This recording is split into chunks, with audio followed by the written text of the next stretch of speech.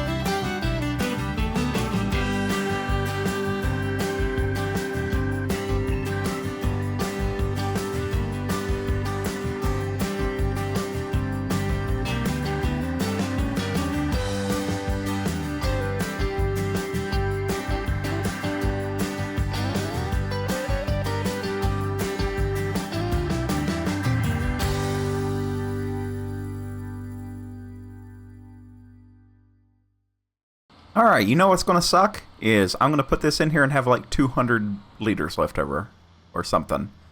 Because this thing's just not big enough for 3 total loads. We'll see what we end up with. Oh, maybe not. Oh, okay, it did fit. Ooh. All right. All right. It's 98% full. Oh, come on. All right. So, barley. What are we selling barley today? Do. Looks like we're selling it at the grain elevator. Which is where? Oh, down here. Okay. Not too far away. Does this thing have a tip? I hope it does. I'm just going to be honest. I don't know where this goes. So somewhere around here. An unloading point.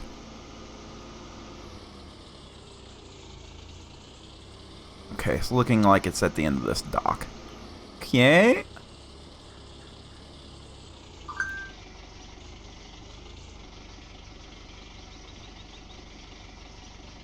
Alright.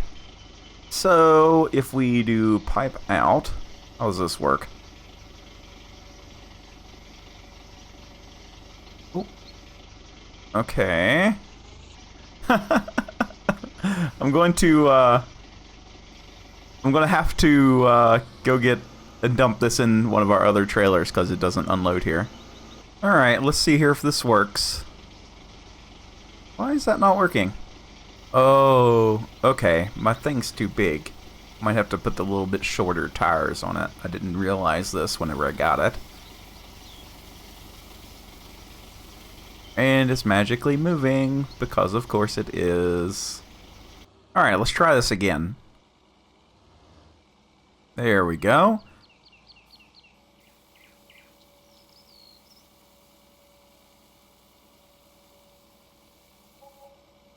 $6,800. That's really not bad, guys.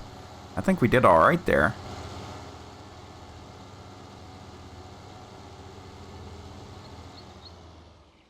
And believe it or not, we actually have a way to see. I forgot. Yeah, so it cost us $423. That's not bad at all. Like, at all. Yeah. 10.4 tons. Pretty good. Pretty good. Alright. So next I'm going to go up to field 28 and we're going to go and get that fixed. Alright, oats are looking like they're coming on pretty quick. We're going to have some oat straw too. So that's going to be pretty nice. I don't think I'll be able to do this in one foul swoop. But I am going to just go ahead and bring the, what do you say? Oh my god, brain fart. What am I thinking of here? The Ursus. I'm going to bring the Zetter. I'm going to bring the Zetter over with the grain cart. I do believe this will reach. If not, then we'll have to do a little bit of jockeying around. This, though... This is putting out a lot of straw, so we should be able to make a good little chunk of change. I know I'm doing this from the outside. You guys just seen me do one field on the inside. So, you know, change of pace is nice. So I should be able to do a full day stream on this coming Saturday. I do believe that that is going to be the 9th. So, should be looking for me to be online then. And, yeah, I think I'm kind of almost caught up with all of my videos. So, hopefully, we've got enough going on here to where I can actually do something else. So, yes, should be online for an all-day stream. We'll play a couple different games and just kind of mess about on a nice, lazy Saturday. I think that'll be a good amount of fun. Lord knows I've needed a break. So probably going to put my phone on silent and just kind of go with it. All right, so let's hope that this clears. This thing's pretty tall. Oh yeah, plenty of room, plenty of room. So we're about halfway done with this field now, and I do believe we're just going to walk right past the amount that we pulled out of the other one. The precision farming DLC is working pretty good. We can see what our yields are, and we haven't touched this field. You got to realize this doesn't have any fertilizer or anything on it. Because I don't have skinny tires, I couldn't apply after it sprouted. So we're missing a lot that we could have done here, but I wanted to get the precision DLC because I wasn't sure if it would be a waste of money or not to add, you know, at the base rate, because, you know, sometimes that's just a big old waste of fertilizer. So, you know, going into the next year, we'll be more prepared. Hopefully within the next year, we'll also have, you know, some manure or something. If we can get that amount of money, it's going to be pretty tight, and I'm going to forego buying any kind of tillage tools, but we will do some odd jobs in the winter, and hopefully some harvest jobs as well. That would be very helpful to our income. Remember, we have to collect $120,000 before we're allowed access to the dairy farm, and then we have to buy, you know, TMR mixer and animal transport, you know, things of that nature, and make sure that they're fed. So, you know, that's something that we'll have to look for going forward, is, you know, how hard can we push? You know, what all can we get done? So, what does this thing hold? 600. Okay. And, you know, how much of an impact is that going to be on our bottom line? You know, is that actually going to be worth it? Because right now we don't have any grass fields because I was a dum-dum and turned one in. But, you know, it should be worth it? Question mark? You have to remember as well that cows won't make milk in their first year, so it'd be one whole year before we see any kind of return on the investment with that major influx of money. So that's, you know, not a worry, but it is a thing that we have to take into account. So we would basically be hedging all of our money for a bet 1 year later, and that could work out great, or it could be a horrible idea that could cost us just a ton of money. Pigs, on the other hand, are, you know, fairly lucrative. You know, you raise them and then you sell them. You can make some pretty decent money. Just depends on how fast that they grow, and, you know, their intake is a lot more, I don't know if stable is the correct word, but with the inputs that we can give, you know, pig food is generally cheap, I guess, and we can supplement it with crops that we grow. You know, that is something that we could also look at, and we know what that enterprise can do and how much they can produce. So, you know, using Berkshires as a good example, they do, you know, grow up pretty quick, and they're worth a decent amount of money. So these are all things that I need to keep in mind going forward, and I would like your guys' help for. So if you guys can, you know, leave a little comment down there below of what you think we should do. Should we just stay arable? I mean, I'm fine with that as well. You know, we can expand our field work, but you guys know I do like taking care of animals. But, you know, if we want to skip at this one, I'm letting you guys decide. We got goats. I guess we're going to stick with goats. Might get some ducks today. So I just had a look at the sale, and while we'll do good on the oat, we won't do worth a damn on the straw bales because they sell for $0. That's a big fat 0. So I'm probably gonna just end up turning all of this stuff in and like turning it into the ground. Like, I'm going to plow this in, and we'll just kind of think about what to do from there. We are going to make really, really good money on the oats, though. I am tickled to death about that.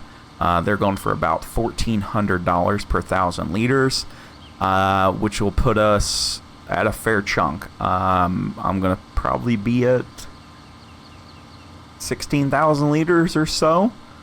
So that's going to be a nice chunk of change for us, going into this. So fall will probably be our most profitable, which it should be.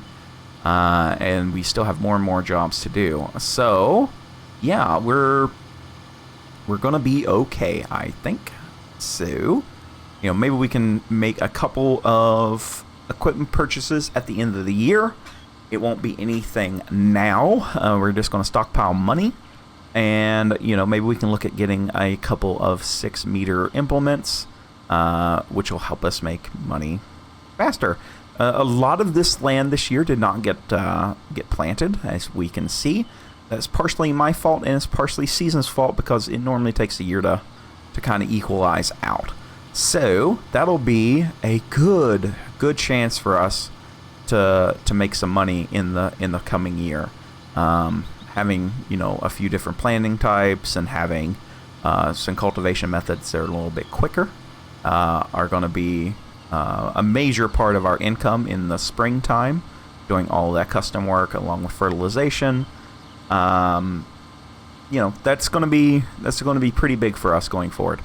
So, yeah, I do believe that is worth the investment as well. We shouldn't be hurting for money at the end of the year, but we will not buy anything until probably the first day of spring, honestly. Just kind of see where we end up. Maybe there's a tractor purchase for us or something like that. So I normally try to do a piece of equipment, every episode or every couple episodes. Sadly, that won't be the case here, as we want to maximize, what we're going to do. So if we're going to do, let's say, plowing next year very heavily, well, then is it worth getting a second plow and having a worker help with that, or is it worth a subsoiler of some type and the tractor to pull it, because subsoilers do take a lot of horsepower to run? So there's that consideration. What are we going to be, what kind of work is going to be coming up? I believe until the ground freezes, we'll have contract work to do in cultivation and plowing and pre-fertilization, things of that nature. And we're also going to have harvesting jobs, hopefully. And it's going to be pretty interesting what's going to happen. So we'll definitely have to plan accordingly, because I really don't want to half-ass anything. So I want this to be as realistic as possible. Yes, you would do a couple of emergency purchases in the middle of your season, but for the most part, you're going to do most of your big purchases in the very late winter, early spring, and in the fall. That's how we normally see it in our business. Most of your combine purchases and stuff are done, honestly, probably right before harvest. Demos are a big thing as well. Sadly, we don't have the option to demo anything, which would be kind of cool. If you had like 10 minutes to demo a vehicle in your land once a season or something, that would be a pretty cool implement into the game. But sadly, we don't, so we can't. But we'll kind of just see what it pans out to be. I think it's going to be a very, very interesting fall, because we're still in summer, guys. We're in the first day of summer. I was not expecting to have to harvest this stuff this early, so we got really, really lucky with an early harvest, which I am not complaining about. But yeah, we'll have things to do, which is nice. It's very, very nice. Well, we didn't do as good as what I thought we would do, but we still did do pretty good. 13,274 liters. I think one of the loads I put in was a little bit of a half load or so. But yeah, that is really, really good. I won't complain about that one bit, especially for not having any fertilizer down or anything. I think when we had fertilizer and if we took care of the field, I do believe that it would have been better. So, yeah. We'll take a look at the maps here in just a little bit and kind of compare and contrast about what we've got going on. But for right now, I need to open up this here gate. That trailer is pretty heavy. I'm glad I have the mods installed that I do, because it feels right. You know, the tractors and everything aren't overpowered. I'm not flying anywhere, which is a very, very nice thing. So, should be one of these here guys. Hopefully I can get my little butt in here. And so we got 7,508. See where we end up. Probably a lot.